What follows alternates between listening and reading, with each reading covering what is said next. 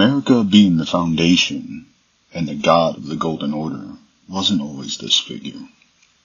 She was once mortal living in the shaman village of the hinterland area of the DLC, living a peaceful life with her family and grandmother of the shamans, until the hornsent were upon her.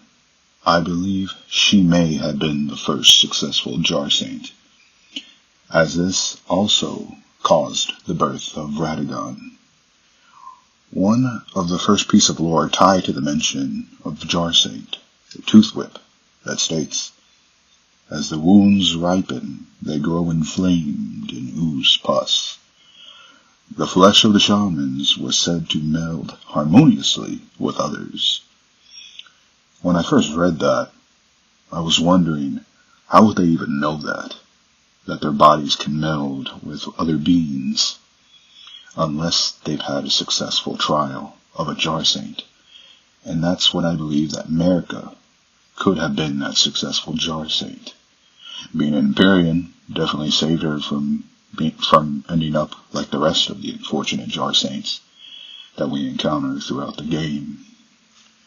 I believe once she was thrown into the jar, melded in, that was also when Radagon was born. The melding and combining of different warriors, men of neighboring tribes, and as well as giants. Given Radagon is the only non-giant with red hair in the game, many theories suggesting that he may have been a descendant of the giants. Couldn't be that far off.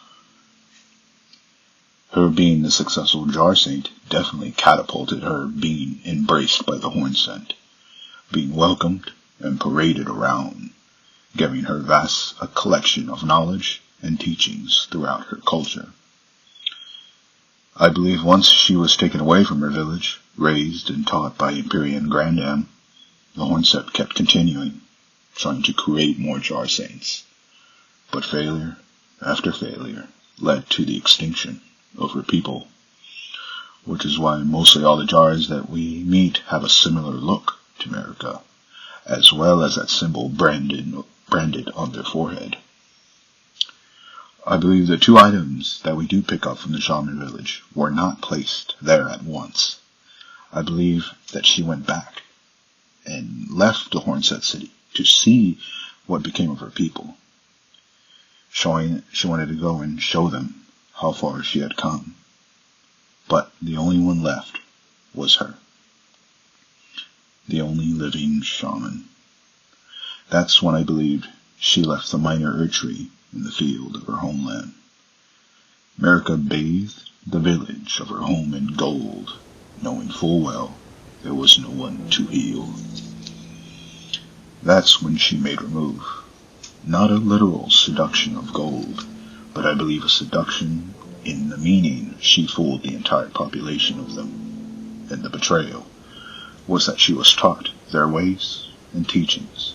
She full-on used it against them, as well as her abandoning the hornsent mindset.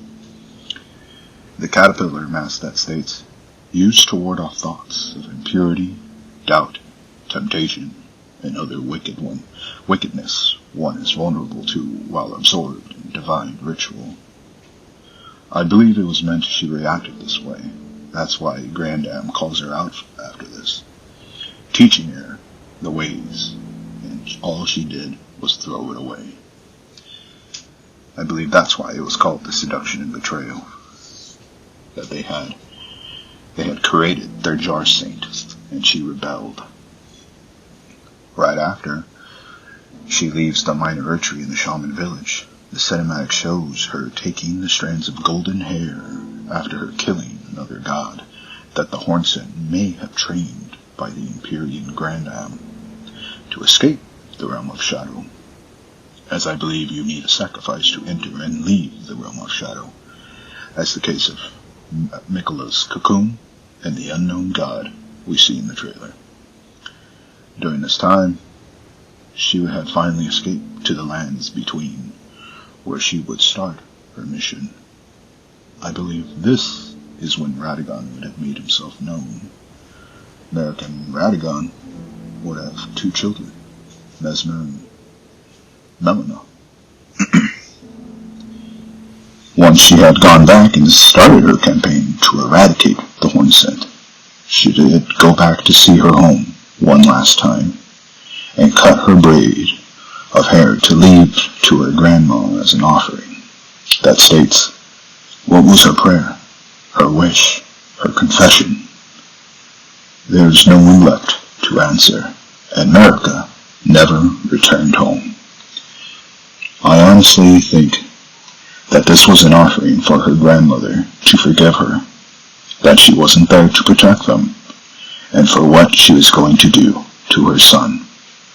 I believe she did love him, because if she didn't, she wouldn't have replaced his eye with grace, but was afraid of what he would become and what was festering within him. He most likely burned Melina's body, which would explain that piece of lore why she couldn't move around without us during the main game. But in turn, once she had him in the realm of shadow to complete the campaign, she had sealed him away, wanting to get rid of that painful and depressing memory of her home now long gone, her making an impaler out of her son, and the hornsent who had made her their jar saint.